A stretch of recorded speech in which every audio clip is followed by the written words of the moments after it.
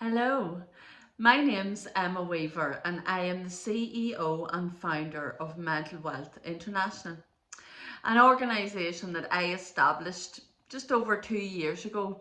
And really it was just in recognising that there were lots of gaps in terms of services that were available to people for their mental health and well-being.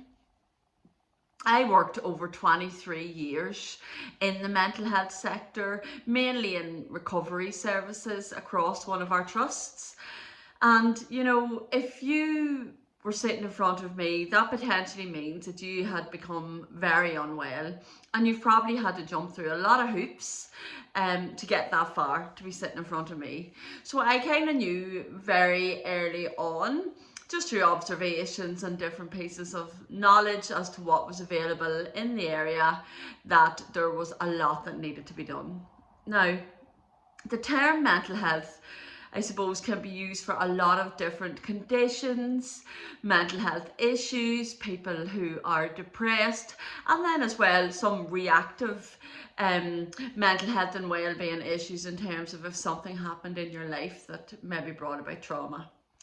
Now, there was one lovely piece of information, and I like to talk about it quite often, and it's the 5 ways to well-being.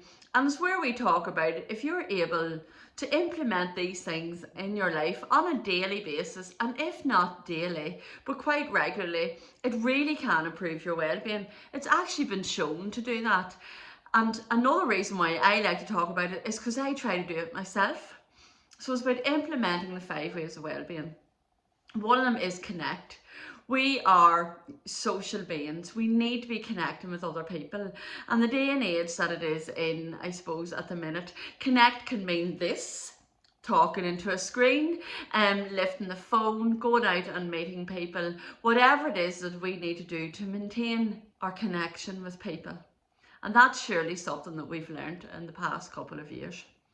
Give. It's so important to give your time, give to something to other people. It's a two-way process. It makes us feel better and you're also making someone else feel better. The reason why I bring up time is because time is our most precious commodity, and once you give your time you can't get it back. So if somebody does give you your time, it's good to appreciate it. Learn is another one. We need to learn all the time. I sometimes hear other people talking about, I'm too old or I'm not able to do that. But it's definitely something that keeps us well in life, is learning. And we've got so much information available to us now. So whether it's learning from other people, podcasts, TED Talks, Google, YouTube, reading books, and that's something that I actually really like to do, is read books. Just learn. Another one is to be mindful, sit in the moment. And just when we're on this talking, have you been able to sit in the moment at any time today? Some of the techniques, I suppose, that we use, and as part of this 5 ways to well-being, certainly is, if you go for a walk, just take in your surroundings, take in the smells, take in what you're seeing, where you are and how you're doing. I know other people as well, sometimes they would set a reminder on their phone. So at 9 a.m, 12 o'clock, 3 o'clock, maybe 5 o'clock, and then just sit in the moment.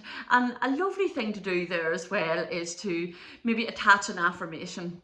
So whenever the alarm goes off on your phone to remind you to be mindful, attach an affirmation to that. I find that can be quite beneficial. And the 5th way as well is to keep active. Try to maintain active every day. We know this already. Being active has so many benefits. So one of them obviously is your physical well-being, and there is definitely a link between your physical health and your mental well-being. I truly believe that. So if you're out being active, keeping your body moving, you're getting the endorphins going, it's just a feel-good factor. It's good for your brain, it's good for your well-being as well. So thinking about those 5 ways to well-being and trying to encompass them in your daily life, like honestly, if you were to go for a walk with headphones on you, listening to a podcast, really looking and observing your surroundings wherever it is that you're walking, and then afterwards maybe go and meet someone for coffee. You are connecting and associating all those 5 ways to well-being in your daily life. It doesn't sound like much, but how many of us on here have done that today, yesterday, or how many of us do it daily? It's so important, and it's definitely one of the things that I talk about. It doesn't take a lot sometimes to maintain our well-being, and quite often it's the small adjustments that we make in our lives that have the biggest impact. And that's something that I talk about, whenever I'm working with construction companies or even going into gyms and doing workshops. I talk about it doesn't have to be very costly to create that culture of well-being. Quite often it's the smallest of adjustments that can have the biggest impact. So when we're talking about the 5 ways to well-being, it just always seems to come up as 5. I don't know whether it's easier to remember because we have 5 fingers in our hands or what it is. But I would quite often talk about knowing your 5. Have you ever heard that saying, you are the 5 people that you spend most of your time with? Well, I also like to talk about knowing your 5. And as well as knowing your 5, being part of someone's 5 as well is, again, it's that give and take, isn't it? So you being part of somebody's support network and also knowing who you have in your support network. And we don't do this intentionally enough. So I came up with this acronym, and it was kind of by accident, but I like it because I implement it myself, and it's SWAM. And it's about knowing those 5 people around you that you can reach out to.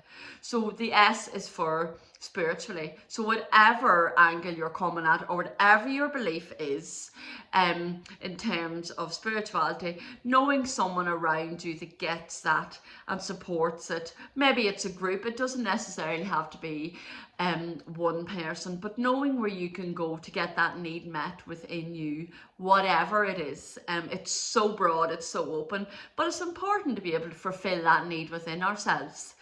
W is for well-being. Where do you go to maintain your well-being? Now, we're after talking about the 5 ways to well-being, but you could equally, who's the person you'd go for coffee with? Who's the person that you're going to listen to? Is there a group that you go to? Where can you go to maintain your well-being? Is there somebody at the other end of the phone you can just lift the phone and go to? So be intentional, know who these people are. So then we come up to the A, which is ambition. If you're someone that you can talk to about your goals, about what you want to achieve in life, will that person support you? Will they push you on? Will they motivate you on the days that you don't feel motivated?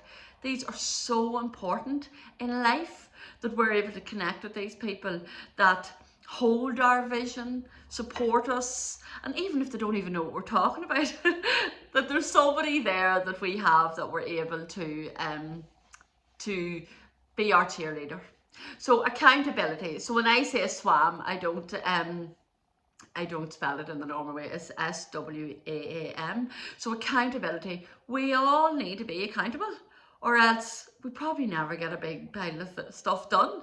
So whether it's we're accountable to each other or accountable to ourselves, it's worthwhile taking a moment to find out, are you holding yourself accountable? Is there somebody else there that you have that is helping you be accountable?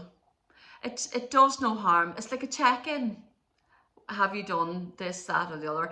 And it allows us to achieve our goals far, far quicker if we're being held accountable. And then the M is for mindset. And this is really important.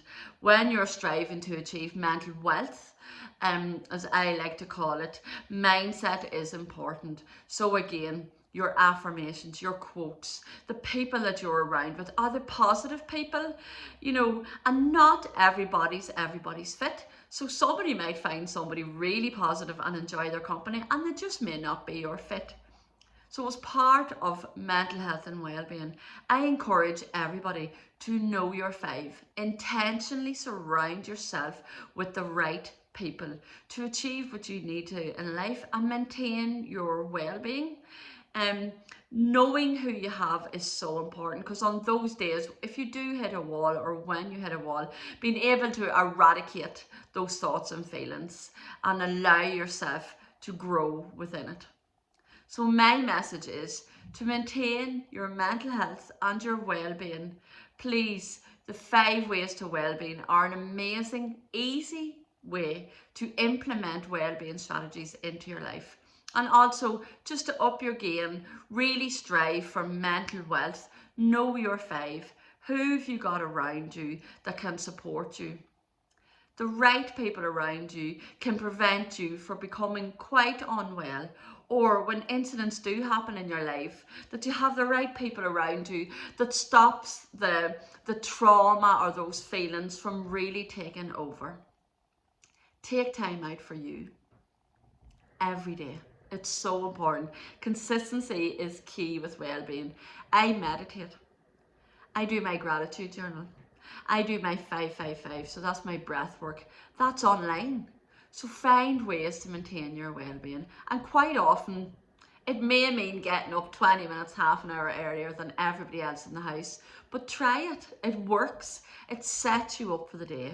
I connect with the book club. It's absolutely amazing. So the way that the world is now, I have a beautiful balance of online and in person. So keep connected with each other, read, learn, understand, just be curious with the world, and always, always, always show up for yourself, whatever that means. I so appreciate being here today, being able to talk, and thank you very much. Reach out if you need any support or any further information on the things that I spoke about today. Thank you.